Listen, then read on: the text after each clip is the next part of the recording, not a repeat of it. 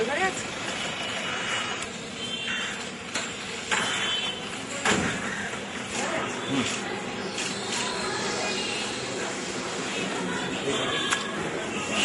হতে পারে একজনের শিক্ষক দেখতে পাচ্ছি কি প্রক্রিয়া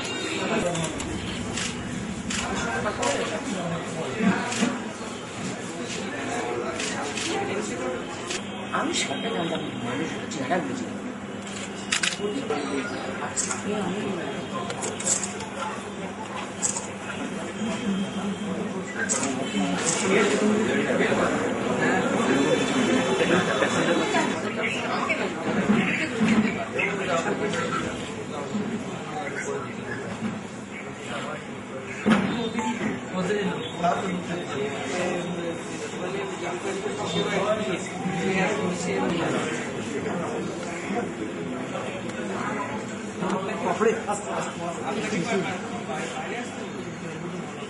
সবাই সরে যাচ্ছে কিন্তু আপনাদের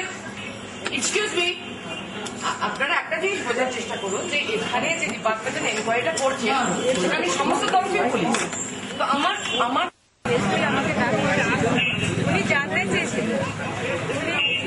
চেয়েছিল যে আপনার সঙ্গে জানুয়ারি 17 তারিখ ঘটনা হয়েছিল মানে ওই 5:30 থেকে সারা রাতের মধ্যে কি হয়েছিল আপনার সঙ্গে সব কথা জানতে চেয়েছিল আমি সব কথা জানিয়েছি জানানোর পর সেখানে কার্তিক মোহন ঘোষও ছিল কার্তিক মোহন ঘোষের কিছু প্রশ্ন ছিল প্রশ্ন করেছিল এইটুকু জিজ্ঞাসাবাদ করেছে ওখানে কি এদেরকে দেখিয়ে দেওয়ার ব্যাপারে কিছু বলছে অভিযুক্তদের দেখিয়ে দিল বলতে ওরা ওখানে দাঁড়িয়েছিল আমাকে জিজ্ঞেস করেছিল যে এরা ছিল কিনা তো ওরা ছিল তাই আমি বলেছি হ্যাঁ ওরা ছিল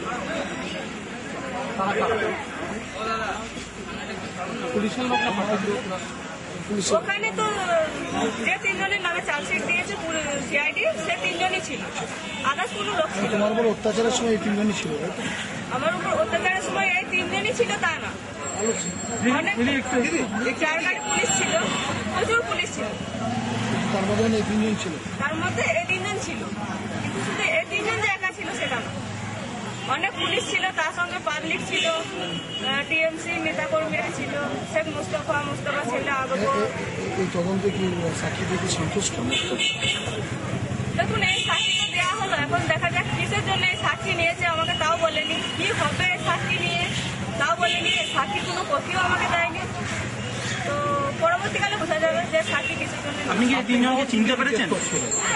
কার্তিক মোহন জিজ্ঞেস করছিল যে আমি কি ওখানে ছিলাম তো বলেছি যে হ্যাঁ আপনি ছিলেন তো আমি যে গাড়িতে ছিলাম সে গাড়িতে আর কে ছিল তো কার্তিক মোহন যে গাড়িতে ছিল বলছে আমি কি ছিলাম বলছে হ্যাঁ আপনি ছিলেন বলছে আমি কে ছিলেন তখন তো নাম জানতাম না এখন জানছি যে আপনি কার্তিক মোহন তো বলছে যে আমার সঙ্গে আর কে ছিল তো কার্তিক মোহনের সঙ্গে আর 2 জন উচ্চ পর্যায়ে পুলিশ অফিসার ছিল যাদেরকে কার্তিক মোহন স্যার বলছিল তারা কারা সেটা কার্তিক মোহন বলবে আর কি জিজ্ঞেস করছিল আরো অনেক কিছু জিজ্ঞেস করছিল মারধরের ব্যাপারে কিছু বলছিল মারধরের ব্যাপারে হ্যাঁ জিজ্ঞাসা করছিল যেগুলো ঠিক সেগুলোই বললাম আমাদের তাড়াবার কিছু প্রয়োজন পড়লে আমরা সেটাই বুঝতে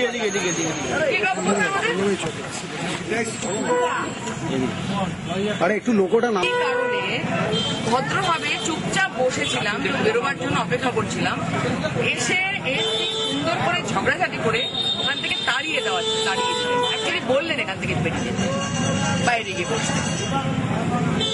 এত ডিফেন্সিভ আর কি কারণ আছে সেটা বুঝতে পারলাম না এবং ডিপার্টমেন্টাল ইনকোয়ারি বলে ওকে কোনো কপি দেওয়া হবে না যেটা ও নিজে হাতে লিখে সাইন করে মানে ওর কপিটা কিছু উল্টোপাল্টা হবে কিনা আমার কিছু জানতে পারবো ডাকা হয়েছে তো she is a free person she is entitled to have a lawyer যে কোনো প্রশ্নতে ওকে যদি কোথাও কোনো প্রশ্নতে ডাকা হয় তাহলে she is entitled to have a lawyer মতো কোনো কথা বলার অধিকার না থাকতে পারে লয়ার কোনো বক্তব্য রাখতে পারবে না লয়ার পাশে থাকতে পারবে আজকে সেটা ঢুকতে দেওয়া হয়েছিল ঢুকতে দেওয়া হলো না আপনার পুলিশের হতবাক হয়ে গেল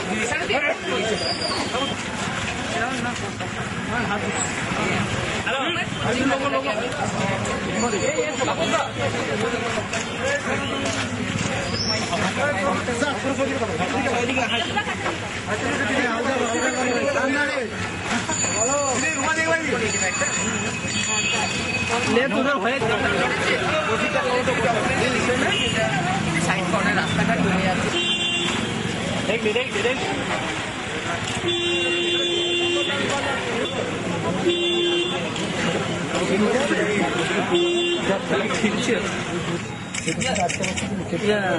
জানলা একটা ইয়ে দিয়ে না হোয়াটসঅ্যাপে